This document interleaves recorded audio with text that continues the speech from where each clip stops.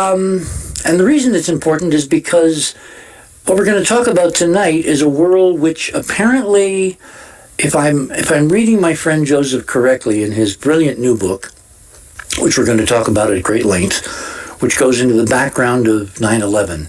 But it's not just about 9/11, it's about a much bigger set of issues. What was 9/11 really all about? What are we living now that has taken us so far from real heroes, real people running for president who espouse and are reflective of the common core of all of us, which is basically Americans leave their separateness at the door and they become Americans when they join us on this shore.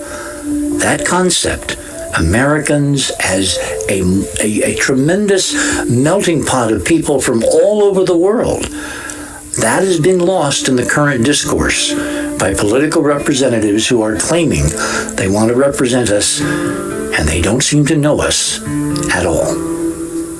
You're on the other side of midnight. My name is Richard C. Hoagland. When we come back, we're going to be talking about what really was spurring and inciting 9/11, and you may be very surprised.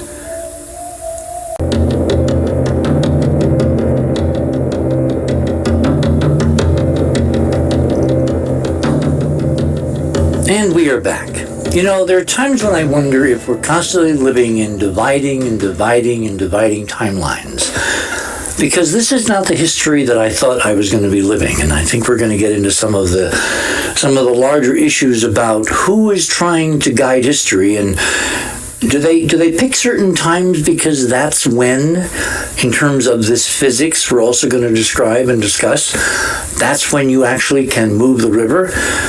My guest this morning is Dr. Joseph Farrell, who is a doctorate in patristics from the University of Oxford and pursues research in physics, alternative history, science, and strange stuff. That's why he's here. Raised in Kansas, he has had a wide range of jobs and is currently a full-time author and researcher. His many books include the Guy the Death Star trilogy, Reich of the Black Sun, the SS Brotherhood of the Bell, Nazi International, Secrets of the Unified Field, Roswell and the Reich, the Cosmic War, Grid of the Gods, Saucers, Swastikas and Psyops, Covert Wars and Breakaway Civilizations, Thrice Great Hermetica and the Janus Age, The Third Way, Transhumanism, and others. I think he's trying to get Isaac's title. That's what I think. His latest book, and he's not supposed to come on stage until he's introduced. His latest book, Hidden Finance, Rogue Networks, and Secret Sorcery, blows the lid off not only the mainstream media's consensus view that 9/11 was perpetrated by a terrorist network, but even alternative views suggesting there were two levels to the attack. Farrell says there were at least three.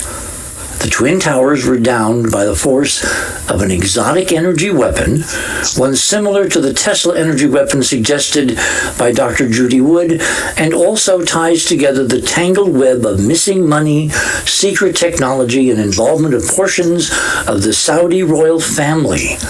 Farrell unveils the many layers behind the 9/11 attack, layers that include the Deutsche Bank, the Bush family, the German industrials Karl Duisberg, Saudi Arabian princes, and the energy weapons developed by Nikola Tesla before World War II. It is Farrell at his best. What else can I say? Joseph, welcome to the other side of midnight. Thanks for having me back on, Richard. One correction, I was raised in South Dakota, not Kansas. That was my publisher's mistake. Oh, I thought that was Dorothy. Yeah. Well, actually, my mother's name was Dorothy, and she was raised in Kansas. Okay, by metonymy, kind of like, my heart belongs in Kansas. It's so flat in Kansas. Anyway, okay, God, where should we begin? Joseph, before we get into the subject of tonight, the thing I want to leave people with at the end of our 2 hours is more connections like Burke, more dots, that what we're seeing now in the political landscape, this incredible, unprecedented in my lifetime and yours, and of a lot of people listening to us all over the world tonight, 96 countries and counting, I think that what we're seeing in terms of this implosion politically in this country is part and parcel of the events that you describe at 9/11 that have antecedents long before. In other words, someone is putting together a master plan. And part of it, I think, includes imploding the American political system. Yes. What do you think? I would agree. I think they're definitely connected because 9/11, we've been living in the post 9/11 world, and the official narrative of 9/11 has been controlling the actions on the foreign policy stage of the United States since that event. But it's the official narrative itself which has undergone a collapse of its own. And I think to a certain extent what you're seeing is people are waking up that the narrative is making no sense, that the United States is basically being run by a group of people that are out of control, and their power structure in turn is imploding. And I think it began to implode on 9/11. That's really the point of my book. You have a deep state in this country that has been basically running things more or less since the Kennedy assassination. And in my reading of things, Richard, a third player stepped onto the stage on 9/11 and basically broke a contract that had been there since the end of World War II. And now, it's like I put it in my previous book called The Third Way. I suspect that the war on terror is really a cover story for a war against something else. You know, it's so funny because I read a note that you sent to somebody where you had linked the war on terror with basically Nazi support for this other wave of Islamism, this fanatic, almost like shock troops that the Nazis carefully wielded in the Middle East, preparatory to the next phase, which it looked like it was cut off by them losing the war. But you're saying that in fact that plan has gone on. So we talk about the war on terror and fanatic Islamic terrorism. It's really more code names for a continuation of World War II under a different set of titles. Yes, exactly. That's exactly what I think is going on. If you go back... And I agree with you. Independently, through my evidence, I came, and when I saw this note, I wonder if Hoagland would agree with this. Yes, and Richard Spence and I have discussed on the show many times that there's this incredible connection going back to the Ottoman Empire and this crafting of a plan which includes the Nazis envisioning a future that the rest of us do not want. Well, yeah, this is what I pointed out in the previous book, The Third Way. If you look at World War I, the radicalization and weaponization of radical Islam begins under the Kaiser with one of his advisors by the name of Baron von Oppenheim. And he was the one that persuaded the Turkish Sultan to issue a fatwa, a jihad, calling for a jihad against the Allies. Now, you have to know a bit about Islamic theology, first of all, to understand that this was totally unprecedented. Only a caliph can issue a fatwa and for jihad, and it has to be a universal jihad. In other words, you can't be selective. You can't target, you can't target the Central Powers, or pardon me, the Allies, and leave the Central Powers out of it.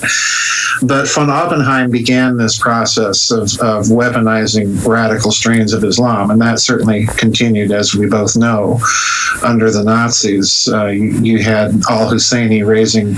Well, it's Spence's idea that what happened then in World War I prevented the natural evolution of Islam through its reformation to where you couldn't weaponize parts of it because it would no longer work. Right, exactly. This is exactly the conclusion I came to in the previous book about World War I. What the actions of the Central Powers effectively did, and in particular in the case of Iran, where you did have voices calling for a reform of the religion, was it stalled that. It put it all on hold. It tabled it. It completely set it on the sidetrack, so that you're now dealing with a religion that is in overdue for for a reform of some sort. But it's been hijacked, and it's been hijacked by players behind the scenes using it and manipulating it for their own goals. This is the problem. And I think on 9/11, this whole fascist, radical Islamic group or agenda steps on center stage and basically turns the whole 9/11 operation inside out. That's why I think there's 3 rather than 2 layers. Well, right after 9/11, I say right after, a few months after, I wrote something that's on the Enterprise website somewhere. Enterprise is out there. You can find it easy. We're almost back to putting it together. But when I looked at 9/11 in terms of that fresh shock in the first few months, what struck me is that the story seemed to really come apart when you looked at the incredibly careful timing, celestial timing of all the events, and I connected that in this essay with the hyperdimensional torsion field physics model. I remember that. And the idea was that someone was using the planes as a visible indicator for much more interesting energies that were not visible, that actually brought down the buildings and had indications of incredible superior knowledge and science than was ostensibly available to a bunch of terrorists from the Middle East.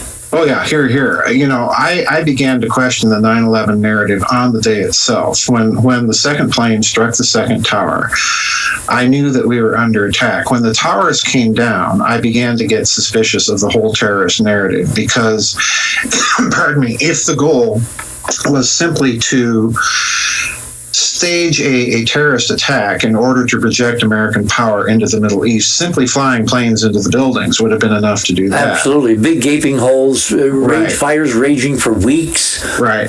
So when the buildings come down, I began to think this is overkill. And the way that they came down immediately suggested to me that we were looking at a kind of controlled demolition that was not standard by any way, shape, or stretch of the imagination. So I began to question the whole narrative. Well, see, I think we got to stop here and make sure that we know really this break point we're going to go down, because the standard 9/11 truth movement, the movement that says now Bush team was somehow involved, they either let it happen or made it happen. We'll get into the details of that in a minute.